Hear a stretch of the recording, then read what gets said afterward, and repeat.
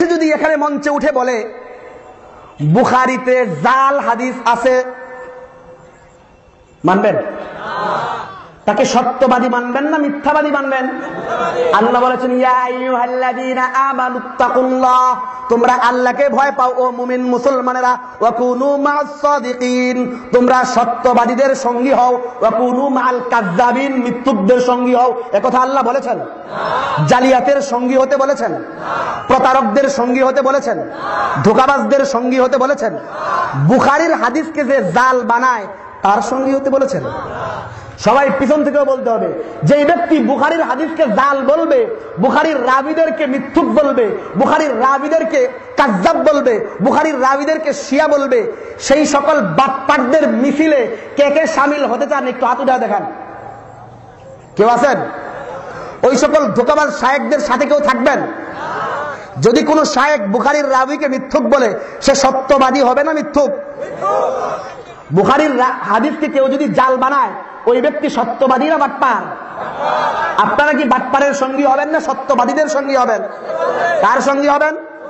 কাদের? ওয়াকুনু মা'আস সাদিকিন, সত্যবাদীদের সঙ্গী হয়ে যাও। তো এই বইয়ের নাম বলছিলাম তারাবির রাকাত সংখ্যা, বিস্তারিত আলোচনা করার সুযোগ নাই। এই পৃষ্ঠার ছত্রে ছত্রে এরকম অসংখ্য জালিয়াতি আর মিথ্যার নজির এই মুজাফফর বিন মুহসিন করেছে, যা আপনারা আমাদের মতো সাধারণ মানুষদের, আপনাদের মতো সাধারণ মানুষদের কল্পনায়ও আসতে পারে। আমি কয়েকটা নজির শুধুমাত্র আমি দেখাই, এবং এর যে কত প্রকার আহমকি আর বোকামি হাদিস সম্পর্কে আছে, এই ব্যাপারে আপনারা বিস্তারিত জানতে হলে আমাদের উস্তাদ মুহতারাম হযরত আব্দুল মতিন দামাত বারাকাতুহুমের নতুন লিখিত গ্রন্থ দলিল সহ নামাজের মাসাইল, যেটি মার্কেটে এসেছে 600 পৃষ্ঠার, ওই বইটা আপনারা পড়লে দেখতে পাবেন, যেই বইয়ের হযরত মুজাফফর বিন মুহসিনের পোস্টমর্টেম করে ছেড়েছেন ইনশাআল্লাহ। এই বইটা আপনাদের সুযোগ থাকে তাহলে বইটা কিনবেন, দলিল সহ নামাজের মাসাইল, আমাদের উস্তাদ মুহতারাম আব্দুল মতিন দামাত বারাকাতুহুমের লেখা।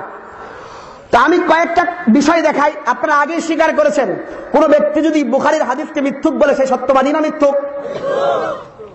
এরকম জালিয়াত শায়েখদের আপনারা সঙ্গী হবেন না তাদেরকে বয়কট করবেন? করবেন তো? আচ্ছা, আমি আপনাকে দেখাই এই বইয়ের মুজাফফর বিন মুহসিন সাহেব 41 নম্বর পৃষ্ঠা। কত নম্বর পৃষ্ঠা? বইটার লেখক কি আমরা না মুজাফফর বিন মুহসিন? নাম যেন কি লিখছে 41 নম্বর পৃষ্ঠা। নাফে ইবনু ওমর বলেন, ইবনু আবি মুলাইকা রমজান মাসে আমাদের সাথে 20 রাকাত সালাত আদায় করতেন। তাহলে এই হাদিসটা কয় রাকাতের পক্ষে হাদিস হলো? ইন্না লিল্লাহ, 20 রাকাতের পক্ষে হাদিস এসে গেছে। এখন এই হাদিসে কি বানাইতে হবে? জাল বানাইতে হবে না? হ্যাঁ, বই লিখছে জাল হাদিসের কবলে রাসূলুল্লাহর নামাজ, মুজাফফর বিন মুহসিন। আসলে জাল হাদিসের কবলে না, এই কপাল পুরা মুজাফফর বিন মুহসিনের কবলে আমার নবীর নামাজ পড়ে গেছে। নবীর নামাজকে এই মুজাফফর বিন মুহসিন যেইভাবে ইচ্ছা সেইভাবে উপস্থাপন করে নাম দিছে আমাদের নামাজ নাকি জাল হাদিসের কবলে। আসলে জাল হাদিসের কবলে নবীজির নামাজ না, মুজাফফরের কবলে নবীজির নামাজ। কার কবলে? মুজাফফর বিন মুহসিনের কবলে।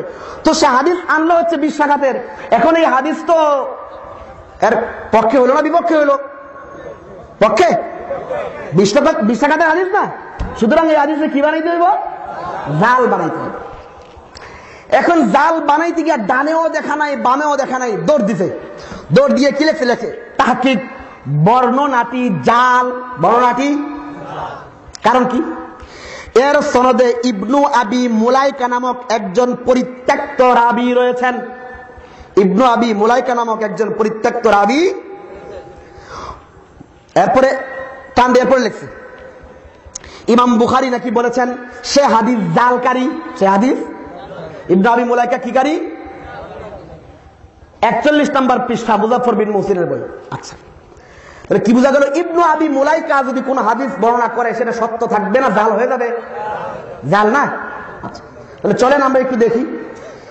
এই যে আমার হাতে যে বুখারী শরীফটা দেখতে পাচ্ছেন, এই বুখারী শরীফটা কিন্তু আমরা লিখি নাই, এটা লিখেছেন কথিত আহলে হাদিস লা মাযহাবী শায়েখরা। তাওহীদ পাবলিকেশনসের বুখারী অনুবাদ করতে গিয়ে প্রথম নম্বর খণ্ডের শুরুতে ওরা লিখেছে যে এত বুখারী থাকতে নতুন বুখারীর অনুবাদ হলো কেন। এর কারণ লিখতে গিয়ে তারা লিখেছে যে ইতিপূর্বে অনুদিত বুখারী শরীফের অনুবাদের মাঝে মাযহাবী গোরামি প্রমাণ করার জন্য অসংখ্য জালিয়াতি আর মিথ্যার আশ্রয় নেওয়া হয়েছে। তো এই মিথ্যাচার থেকে বাঁচতে একদম সহিহ হাদিসের সহিহ অনুদিত বুখারী আপনাদের উপস্থাপন করার জন্য দেওয়ার জন্য আমরা সহিহুল বুখারীর তাওহীদ পাবলিকেশনস থেকে নতুন বই বের করলাম। তাহলে এই বইটা আমরা বের করেছি না তারা বের করেছে? তাওহীদ পাবলিকেশনসের বুখারী। তাওহীদ পাবলিকেশনসের বুখারীর 2 নম্বর খণ্ডের 22 নম্বর পৃষ্ঠা। আমাদের অনুদিত বুখারী না লামাযহাবীদের?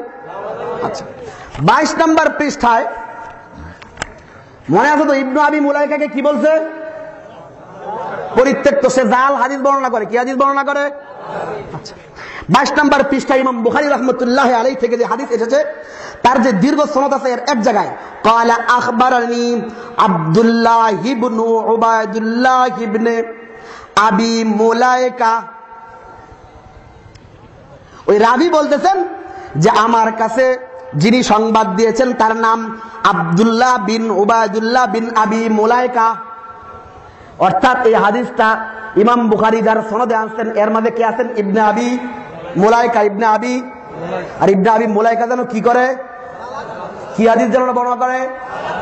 সহিহ হাদিস বর্ণনা করে। তাহলে সহিহ হাদিস যেহেতু জাল হাদিস বর্ণনা করে তাহলে বুখারী শরীফের তাদের অনুদিত বুখারীর 22 নম্বর পৃষ্ঠার এই হাদিসটা সহিহ না জাল? কার বক্তব্য অনুযায়ী? আমাদের না মুজাফফর বিন মুহসিনের।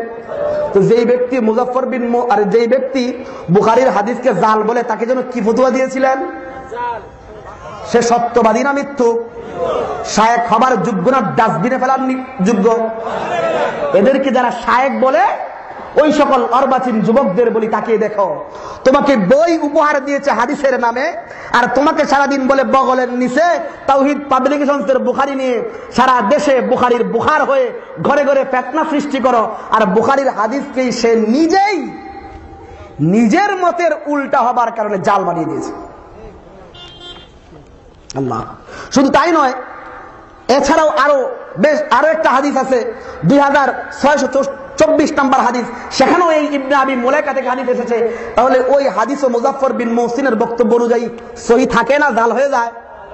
সহিহ থাকে। শুধু তা না, আপনাদেরকে আরো মজার জিনিস দেখায়। এই মুজাফফর বিন মুহসিন সাহেব এই বইয়ের 42 নম্বর পৃষ্ঠায় আনছে আবু ইসহাক থেকে বর্ণিত হারিস রমজান মাসে রাত্রিতে লোকদের ইমামতি করতেন। সেখানে তিনি 20 রাকাত সালাত পড়তেন এবং 3 রাকাত বিতের পড়তেন। তাহলে কি বোঝা গেল? তারাবি নামাজ কয় রাকাত? লেখছে কে? মুজাফফর। ইন্না লিল্লাহি। হাদিসকে জাল বানাইতে হবে না? কি বানাইতে হবে? সহিহ থাকলে হের মাযহাব থাকে, হের মতবাদ থাকে, জাল বানাইতে হবে না? দেখেন আপনাদের রাজশাহীর কৃতি সন্তানের কৃতিত্ব, আপনাদের রাজশাহীর কৃতি সন্তানের, একটু শুনেন। লেখছে তাহকিক, এ বর্ণনাটিও জাল, এ বর্ণনাটিও এর সনদে হারিস ও আবু ইসহাক নামে ত্রুটিপূর্ণ ও অভিযুক্ত 2 জন রাবী রয়েছে। আবু হারিসও ত্রুটিযুক্ত এবং অভিযুক্ত, এবং আবু ইসহাকও ত্রুটিযুক্ত এবং অভিযুক্ত। হারিসের কোনো পরিচয় পাওয়া যায় না। আর আবু ইসহাক সম্পর্কে আল্লামা যাহাবী বলেন সে মুনকার বর্ণনাকারীদের অন্তর্ভুক্ত। ইবনে হিব্বান বলেন সে যা বর্ণনা করেছে তার দ্বারা দলিল গ্রহণ করা বৈধ নয়। আবু ইসহাক যা বর্ণনা করছে এগুলো দ্বারা কি করা বৈধ না? দলিল দেওয়া বৈধ না। আচ্ছা, মজার বিষয় হচ্ছে এ বলছে হারিসের কোনো পরিচয় পাওয়া যায় না। সুনানে আরবা অর্থাৎ তিরমিজি, নাসাই, ইবনে মাজাহ এবং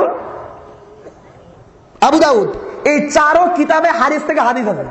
কিন্তু এই কপাল পোড়া মনে জিন্দিগিতে সুনানে আরবা পড়ে নাই, এলে কি লিখে দিছে? সুনানে আরবা মানে হারিসের কোনো পরিচয় পাওয়া যায় না। যাই হোক, ওটা আমি বাদই দিলাম। তো আবু ইসহাকের ক্ষেত্রে লেখলো কি যে সে যা বর্ণনা করেছে তার কোনটা দলিল হিসেবে গ্রহণ করা বৈধ।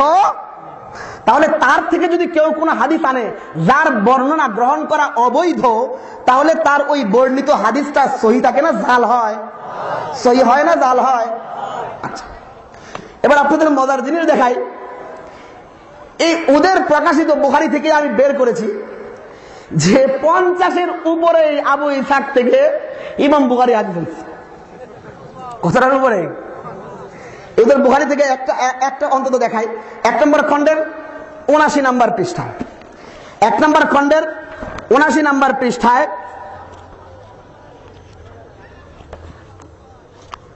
79 নম্বর পৃষ্ঠায় ইমাম বুখারী যে সনদ এনেছেন এর মধ্যে লিখেছেন আন আবি ইসহাক, আন আবি মানে আবু ইসহাক থেকে বর্ণিত। তাহলে আবু ইসহাকের বর্ণনা যদি গ্রহণ করা অবৈধ হয় তাহলে ইমাম বুখারী মুজাফফরের বক্তব্য অনুযায়ী বৈধ কাজ করলেন না অবৈধ কাজ করলেন? ওই অবৈধ কাজ করলে হাদিসটা সহি থাকে না জাল হয়? তাহলে বুখারীর এই হাদিস সহি থাকে না জাল হয়ে যায়? শুধু তাই নয়, তাদের এই তাওহীদ পাবলিকেশনসের বুখারীর 1 নম্বর খণ্ডের 94 নম্বর পৃষ্ঠা, এছাড়া 240 নম্বর হাদিস, 252 নম্বর হাদিস, 254 নম্বর হাদিস, 399 নম্বর হাদিস, 520 নম্বর হাদিস, 593 নম্বর হাদিস, 690 নম্বর হাদিস, 811 নম্বর হাদিস, এরকম অসংখ্য হাদিস বুখারীতে আছে আবু ইসহাক থেকে। যদি আবু ইসহাক মিথ্যুক হয়, যদি তার থেকে বর্ণনা করা অবৈধ হয়, তাহলে বুখারীর এই অসংখ্য হাদিস সহি থাকে না জাল হয়? যে বুখারীর হাদিস জাল বলে সে শায়েখ হয় না বাটফার হয়? সত্যবাদী হয় না মিথ্যুক হয়? সম্মান করার পাত্র হয় না অন্য কিছু? কেন? আমি ওই সকল যুবকদেরকে বলি, যেই সকল যুবকেরা এরকম দাজ্জাল এবং কাযযাবের কথা শুনে উলামায়ে কেরাম ফুকায়ে কেরাম সম্পর্কে জবান দারাজি করো, যেই সকল উলামায়ে কেরাম রাত্রের গভীরে যখন তুমি ঘুমিয়ে থাকো তখন তাদের চোখ দিয়ে অজর ধারায় পানি বর্ষিত হয়, 2 হাত আল্লাহর দরবারে উঠিয়ে দিয়ে তোমার হেদায়েতের জন্য দোয়া করে, তোমার মুখের দাড়ির জন্য দোয়া করে, তোমার মাথায় সুন্নতি লেবাসের জন্য দোয়া করে, তোমার পূর্ণ জিন্দেগি যেন সুন্দর হয়ে যায়, সেই জন্য যাদের চোখের পানিতে তাদের কপল ভিজে যায়, কাপড় ভিজে যায়, সেই সমস্ত বুজুর্গানের দিন সম্পর্কে তুমি বকওয়াজ করে বেড়াচ্ছ। যেই সকল শায়েখদেরকে শায়েখ বলার মাধ্যমে তাদের কথাকে শুনে তারা কত বড় দাজ্জাল আর কাযযাব, এক নজর একটু দেখে যাও, এক নজর একটু। আরো এরকম অসংখ্য উদাহরণ আমি দিতে পারবো। এই মুজাফফর বিন মুহসিন তার এই বইয়ের মধ্যে কত জায়গায় বুখারীর রাবীকে জাল বানিয়ে দিয়েছে।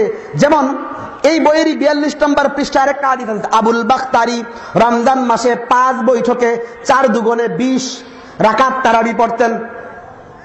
আমাদের মুজাফফরের পক্ষে হাদিস না বিপক্ষে? হাদিসটা কি সহি রাখা যাবে না জাল বানাইতে হবে? বানাইতে হবে না? আচ্ছা, এই আসারটিও জাল। প্রথমত এর সনদে বর্ণিত রাবীগুলোর কোনো পরিচয় নেই। দ্বিতীয়ত আবুল বাখতারি একজন মিথ্যুক রাবী। আবুল বাখতারি একজন মিথ্যুক রাবী যদি কোন হাদিস বলে এটা সত্য থাকে না জাল হয়? সত্য থাকে না জাল হয়? 2 নম্বর খণ্ড, আমরা নিজেদের কিতাব থেকে বলতেছি না, ওদের তাওহীদ পাবলিকেশনসের 2 নম্বর খণ্ডের 439 নম্বর পৃষ্ঠায়, 439 নম্বর পৃষ্ঠায় তারাই যে হাদিসটা এনেছে, 439 নম্বর পৃষ্ঠায় সেখানে এসেছে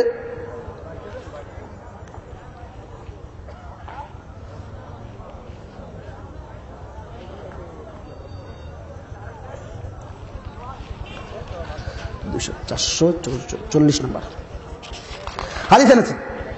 হাদিসের ই করতে গিয়ে সেখানে আসছে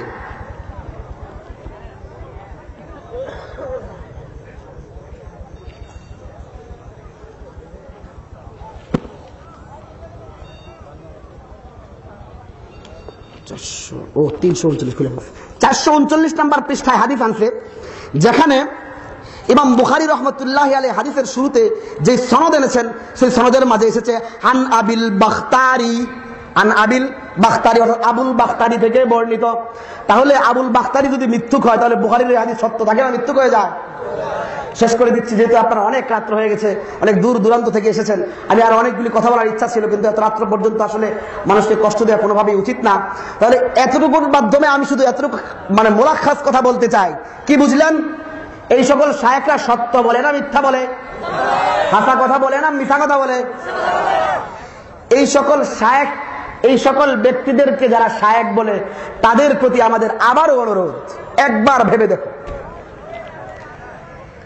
পৃথিবী বিখ্যাত মুস্তাহিদ ইমাম আবু হানিফার হাতকে ছেড়ে দিয়েছো, তো তোমাদের কপালে জুটেছে এমন দাজ্জাল, এমন কায্যাব, যেই ব্যক্তি নিজের মতবাদকে প্রমাণ করার জন্য বুখারীর হাদিসকে জাল বানিয়ে দিয়েছে, বুখারীর রাবিকে মিথ্যুক বানিয়ে দিয়েছে। এমন কপাল পোড়া জামাত লা মাযহাবী যুবক ছাড়া আর কেউ নয়। সুতরাং তোমাদের প্রতি উদাত্ত আহ্বান রাখবো, এই সকল শায়েখদের পিছনে না ছুটে উলামায়ে কেরামের কাছে আসো। আল্লাহ রাব্বুল আলামিন আমাদেরকে সকল প্রকার মতবাদ থেকে, সকল প্রকার বিভ্রান্তি থেকে আমাদেরকে হেফাজত করুন এবং একতাবদ্ধ হয়ে আল্লাহ রাব্বুল আলামিনের দ্বীন পালন করার তৌফিক দান করুন। ওয়া আখিরু